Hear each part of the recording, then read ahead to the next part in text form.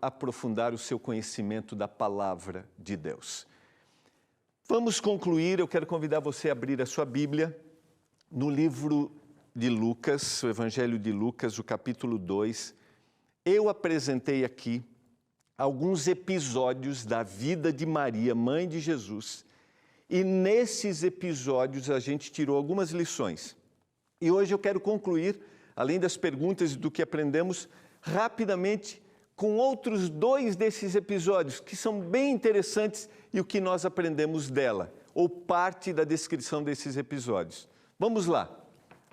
Quero convidar você, se você tem o seu guia de estudos, se não a sua Bíblia, o texto base é Lucas capítulo 2 e Mateus capítulo 2, e eu quero ler a partir do verso 22.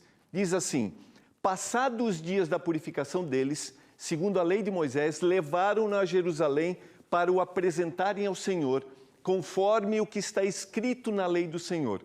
Todo primogênito ao Senhor será consagrado, e para oferecer um sacrifício segundo o que está escrito na lei, o que está referida na lei, um par de rolas ou 2 pombinhos. Rapidamente, essa é um episódio, uma cerimônia que acontecia mais ou menos 40 dias após o nascimento da criança. Ao 8º dia, esse menino era circuncidado e ao 40º dia ele era dedicado ao Senhor. E ele levava uma oferta. Isso está relatado lá no livro de Levíticos. Essa oferta normalmente era de acordo com as suas condições financeiras. E quando nós analisamos a oferta de José e Maria, percebemos que eles eram pessoas simples, porque a sua oferta é uma oferta simples. Mas o que é mais importante aqui, eles estavam seguindo aquilo que foi orientado. Eles estavam sendo fiéis àquilo que eles deveriam fazer. Vamos lá, continuemos, capítulo 2, versos 25 e 26. Havia em Jerusalém um homem chamado Simeão. Esse homem era justo e piedoso, que esperava a consolação de Israel, e o Espírito Santo estava sobre ele. Revelara-lhe o Espírito Santo que não passaria pela morte antes de ver o Cristo do Senhor. Vamos na sequência, e aí eu explico o contexto todo. Movido pelo Espírito, veja só que pela 3ª vez, a ação do Espírito Santo está na vida deste homem. O que guia os seus desejos, o que guiava o seu desejo de receber o Salvador, aquele que viria para ser o Salvador do mundo, o Espírito de Deus, toda a sua motivação, todo o seu discernimento estava na busca pelo conhecimento, mas na atuação do Espírito Santo. Vou abrir uma janelinha. A gente tem que buscar o conhecimento da palavra. A palavra foi escrita para dizer qual é a vontade de Deus. Mas é o Espírito Santo e nossa submissão à palavra que vai nos dar entendimento. Você está estudando a Bíblia, não entende algumas coisas? Eu convido você, peça que o Espírito te dê iluminação para o entendimento. Continuemos. Versos 29 a 32. Agora, Senhor, podes despedir em paz o teu servo, segundo a tua palavra, porque os meus olhos já viram a tua salvação, a qual preparaste diante de todos os povos, luz para a revelação aos gentios e para a glória do teu povo de Israel. E estavam ali o pai e a mãe do menino, admirados do que ele falava, diz o verso 33. Simeão os abençoou e disse a Maria, mãe do menino: eis que este menino está destinado tanto para a ruína quanto para o levantamento de muitos em Israel e para ser alvo de contradição. Também uma espada transpassará a tua própria alma, para que se manifestem os pensamentos de muitos corações. Neste momento, além de receber e de entender que o Senhor cumpriu uma profecia, Simeão também faz uma profecia, baseada no seu conhecimento da palavra. E o Senhor diz claramente para Maria, e o texto sublinha isso: este que vai nascer, este que nasceu e que veio ao mundo, este, Maria, ele vai ser alvo de contradição. Alguns o aceitarão e outros o abandonarão, o rejeitarão. E tem mais, Maria. Uma espada vai traspassar você. Nesse momento, Simeão estava dizendo para Maria que ela sofreria ao longo da vida pela missão do seu próprio filho.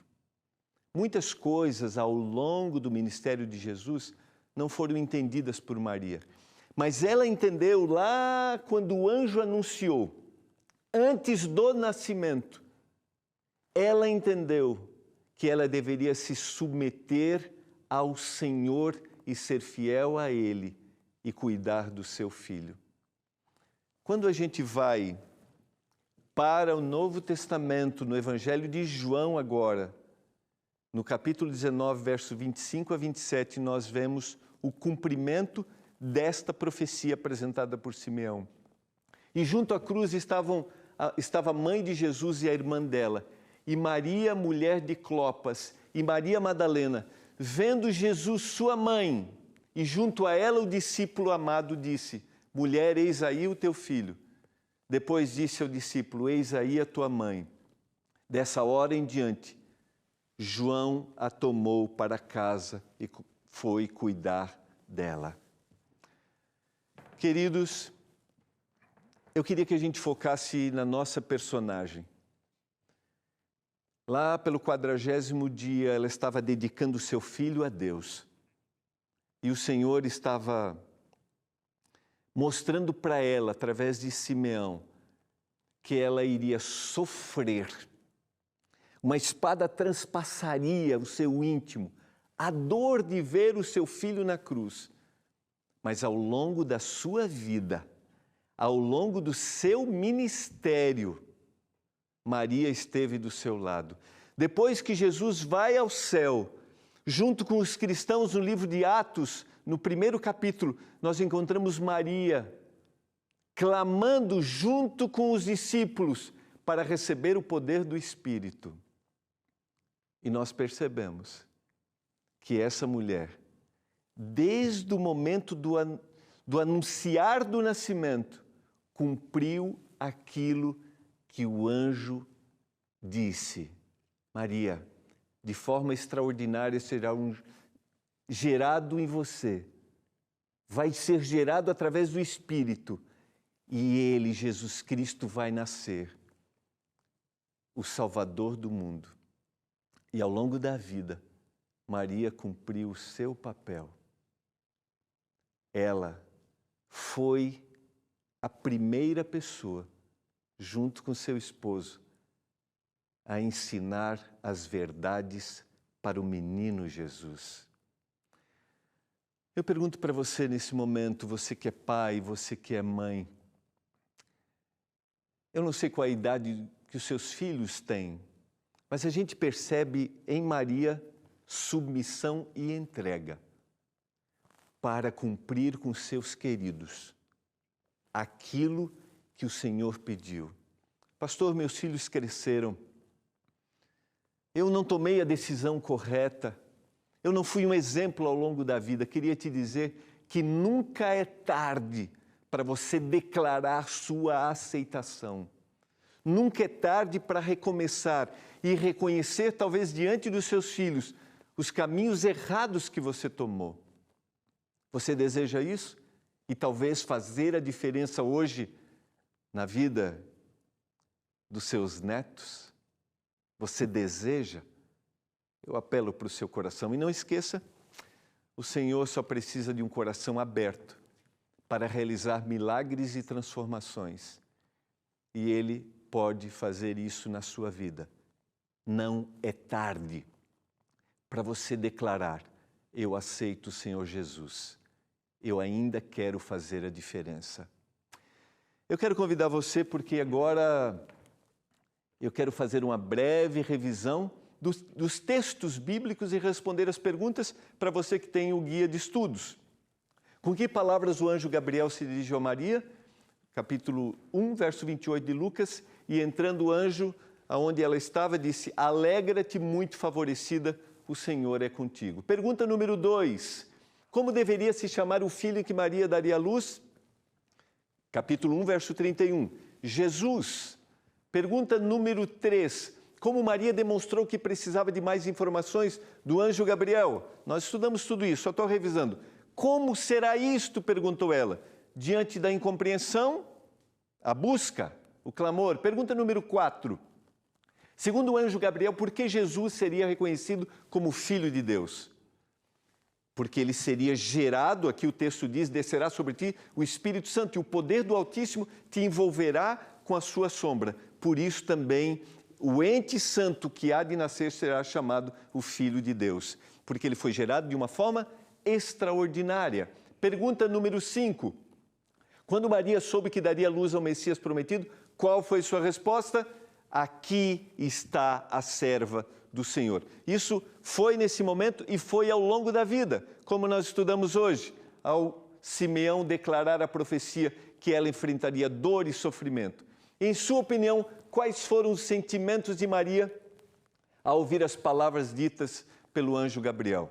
Pense um pouquinho, nós trabalhamos um pouquinho ao longo da semana, sua indecisão, sua preocupação, mas a sua entrega. Por quê? Porque ela era uma mulher submissa a Deus. Agora, pergunta número 7, qual foi a reação de José quando soube que Maria estava grávida? Ele decidiu abandoná-la secretamente. E aí o anjo aparece para ele e ele mais uma vez se submete à vontade do Senhor também. O que nós aprendemos com Maria? Está no seu guia de estudos. A professora Cláudia colocou isso. Jesus veio ao mundo por meio de pessoas comuns e tornou-se parte da vida humana. 2. Quando Cristo habita em nós, nossa identidade se torna extraordinária. 3. O reino de Deus se manifesta em pessoas humildes que colocam o Senhor em primeiro lugar. Está aí no seu guia uma oração especial. E eu quero concluir com essa oração. Senhor, obrigado por ser um Deus que deseja habitar entre o teu povo e dentro de cada um. Mesmo que sejamos pecadores sem virtude, tu ainda escolhes viver no nosso coração. Permita que a tua presença em nós seja luz, esteja à frente de tudo o que fizermos e de tudo o que somos.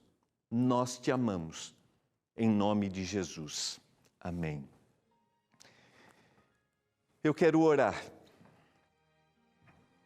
mas eu quero te convidar a orar comigo.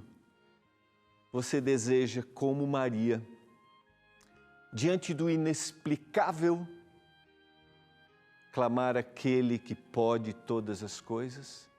Diante do incompreensível, clamar ao Espírito e se entregar a Ele, ao Senhor Jesus? Vamos orar nesse momento por isso. Pai do céu, obrigado porque o Senhor está conosco. O Senhor se apresenta a nós em todos os momentos da nossa vida. Pai, nos entregamos a Ti como Maria naquele dia. Eu clamo que esse seja o desejo de cada um dos nossos telespectadores. Em nome de Jesus. Amém.